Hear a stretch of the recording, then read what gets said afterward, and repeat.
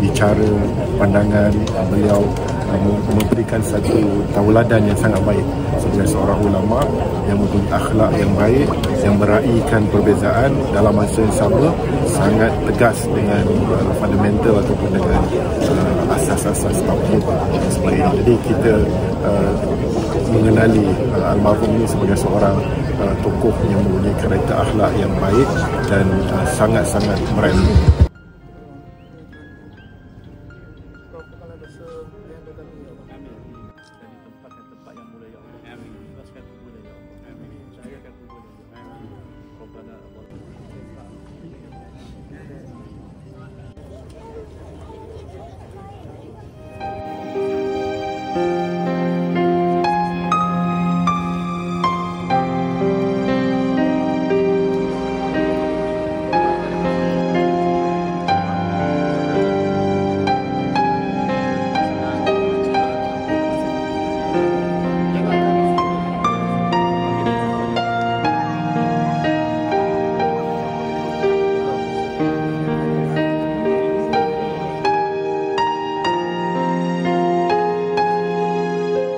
Kehilangan Allahyarham Prof. Datuk Nur Mahanuti merupakan satu kehilangan mutiara yang tidak dapat dicari ganti. Sebagai pengurusi IKIM, Allahyarham telah menjalankan tugas yang penuh baik.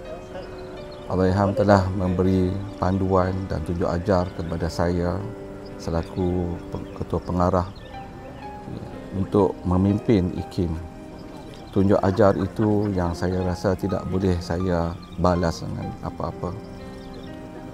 Allahyarham seorang yang sangat amanah, yang sangat jujur. Allahyarham sangat sederhana. Kalau kita lihat beliau, Allahyarham tidak meminta apa-apa pun ganjaran. Bahkan pernah menolak banyak kali hak-hak yang sepatutnya Allahyarham mempunyai kelayakan sebagai seorang pengurusi, dan saya kira itu sebagai satu petunjuk betapa diri peribadi Allahyarham itu begitu mewakafkan dirinya untuk agama, untuk umat, untuk negara, untuk dunia.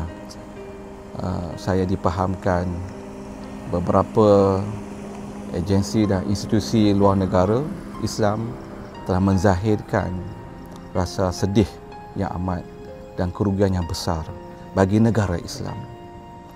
Saya mendoakan bagi pihak ahli lembaga pengarah, pengurusan dan warga IKIM, mendoakan Allah Subhanahu Wa Taala mengampunkan Allahyarham, mencucuri roh dan menempatkan Allahyarham di syurga yang paling tinggi di kalangan para anbiya, syuhada dan salihin.